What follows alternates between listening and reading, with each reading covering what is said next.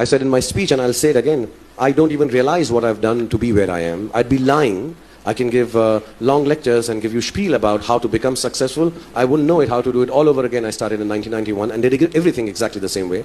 As a matter of fact, my biggest bane is that I can't tell my son and daughter to do the same thing. I can teach them exactly the same thing, and I know the results won't be the same. So there are forces beyond you. All you can do is, think of the core that you felt what you did was right. Even I don't know whether that was the thing that went right. So when I started off, all I did was, I had a lot of gusto, I had a lot of energy, I had a lot of hope, I had a lot of positivity that, you know what, I'm going to do this, I'm going to do that, I'm going to do this, I'm going to do that. All youngsters have. And I think it was uncontainable. And that I continued doing.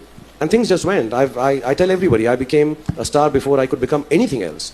I didn't even know how all this has happened. Before I know it, I've done well. So what I try to do now, 25 years later, because it is difficult, to maintain the same amount of gusto and happiness and excitement and want to do what you do. So I've tried to maintain that. I get very excited by the work I do. I do nothing else in my life.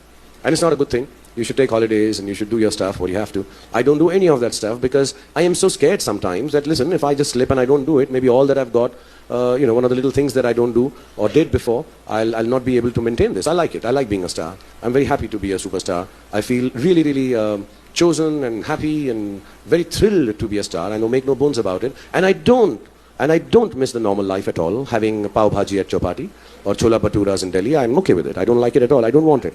And if I miss a burger, I'll open McDonald's in my house. I like that. And yeah, I'm being honest. And one should be like that. So I do nothing special. I just get up in the morning.